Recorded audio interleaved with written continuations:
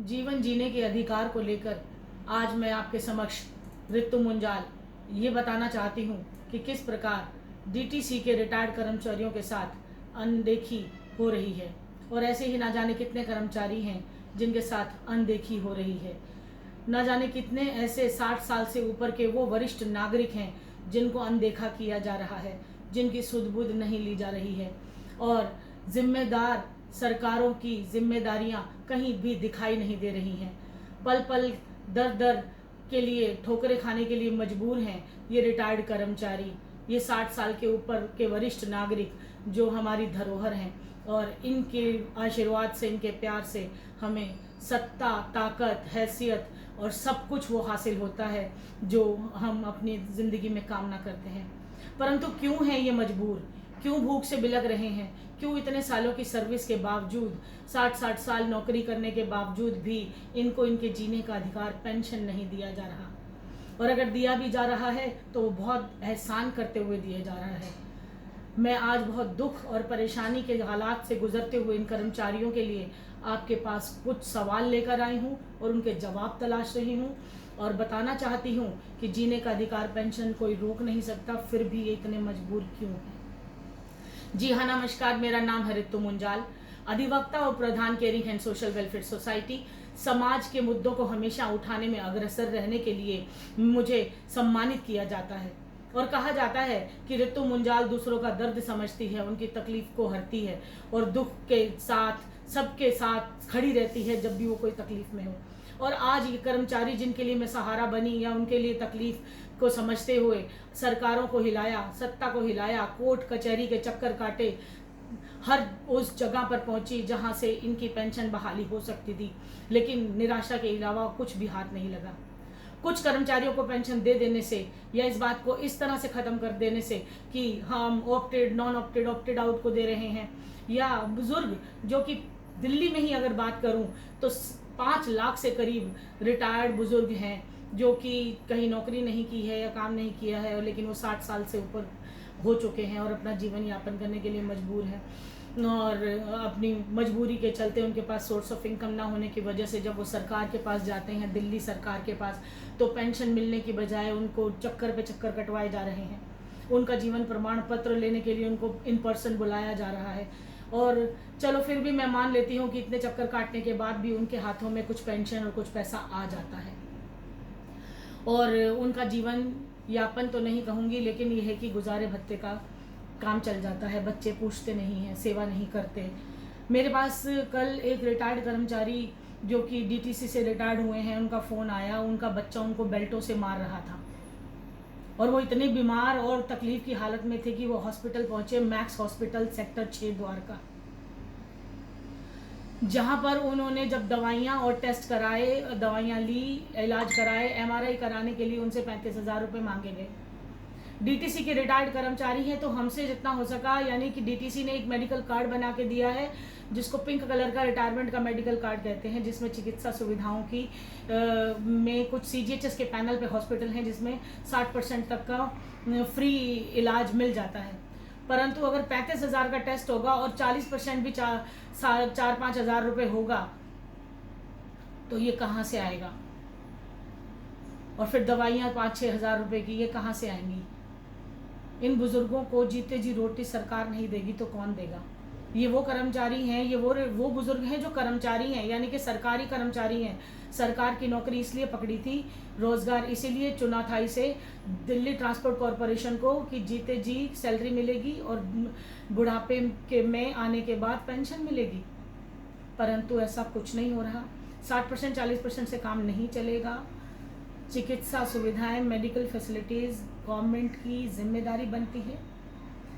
एक वकील, एक अधिवक्ता होने के नाते कानून को जानते समझते हुए, सुलझते हुए, सुलझाते हुए आप तक अपनी बात कहने और रखने आई हूँ कि पेंशन भी जीने का अधिकार है।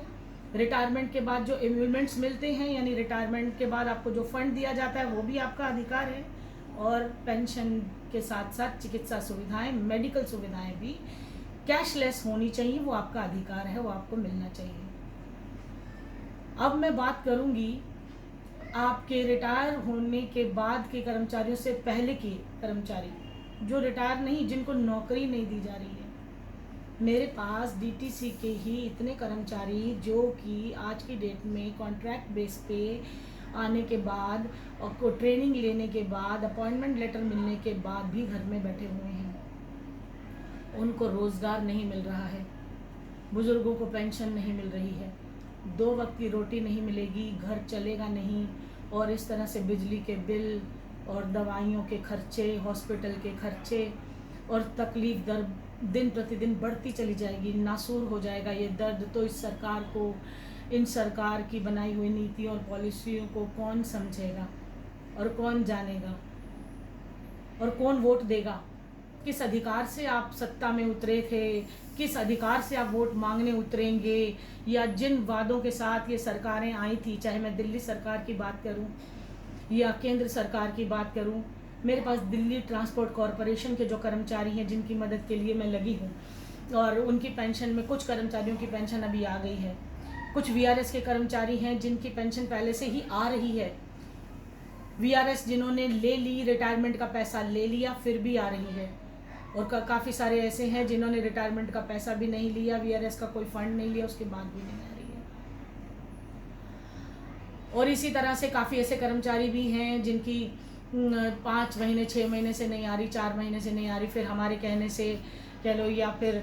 आरक्षण करने से, धरने देने से, या सरकार को बार बार सूचित करने से और तकलीफ़ में कर्मचारियों की तकलीफ़ बताने से ही इन्हें समझ में आएगा कि पेंशन इनके जीने का अधिकार है और इन्हें मिलनी चाहिए,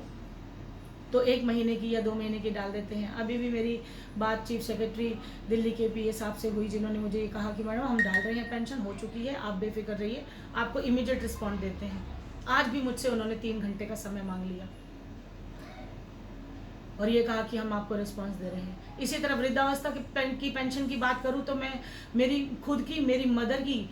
वृद्धावस्था पेंशन पहले नहीं आ रही थी, बुजुर्ग होने के बाद, 60 साल होने के बाद, वरिष्ठ नागरिक होने के बाद, तो इस बीच मेरे पिताजी एक्सपायर हो गए, और मेरे पिताजी के गुजर जाने के बाद हमने उनकी विधवा पेंशन के लिए अप्लाई किया, विडो पेंशन जो दिल्ली सरकार देती है, उसके लिए भी चक्कर पे चक्कर ही कटवाए जा रहे हैं। आज 2 महीने हो गए, कभी पासबुक की कॉपी, कभी आधार कार्ड, कभी पैन कार्ड और कभी अदर डॉक्यूमेंट्स, कभी बैंक से लिखवा के लाओ, फिर सारी चीज़ें पूरी करो। दस्तावेज कंप्लीट करने का डिजिटल माध्यम भी आ चुका है, लेकिन ये सरकारें अभी तक अपने डिपार्टमेंट्स को भी अपडेट नहीं कर पाई हैं।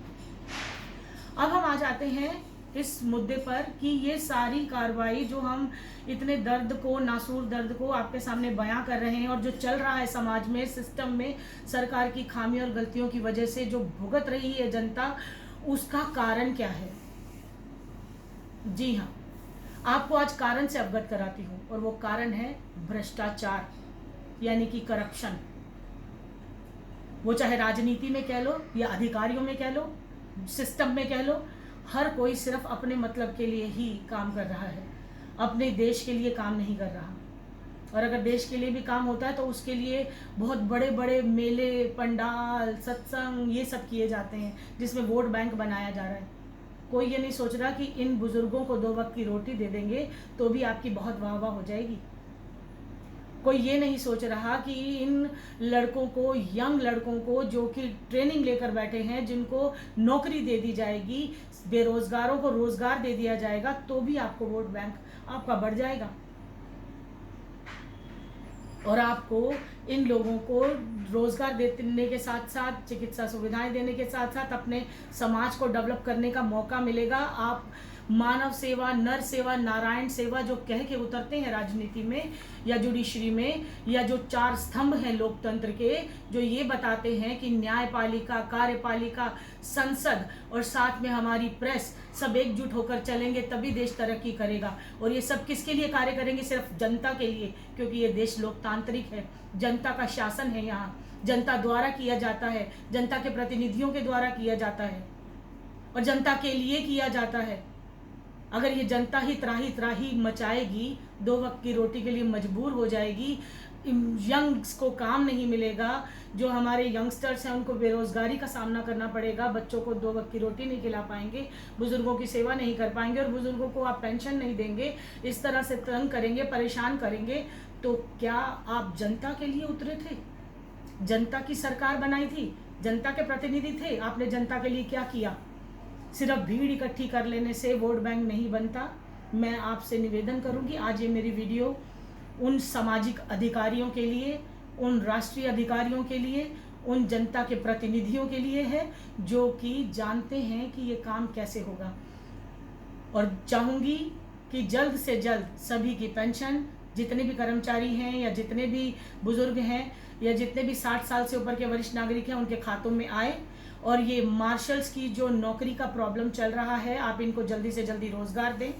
और आगे कार्रवाई करें। नहीं तो हम बहुत जल्दी जुडिशरी का सहारा लेके,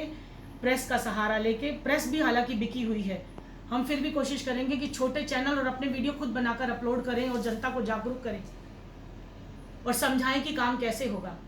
इसी के साथ मैं आपको अगली वीडियो में फिर मिलूंगी और आपको सारी वो चीज़ें बताऊंगी कि कैसे कैसे आप अपने हक की लड़ाई लड़ सकते हैं। जीते जी किस तरह आप रोज़गार और पेंशन के हकदार हैं और मिल सकती है, और सब चीज़ें मैं आपके साथ क्लियर करूंगी, लेकिन नेक्स्ट वीडियो में। आज के लिए बस इतना ही। आपकी बेटी रितु मुंजाल। जय हिंद, जय भारत।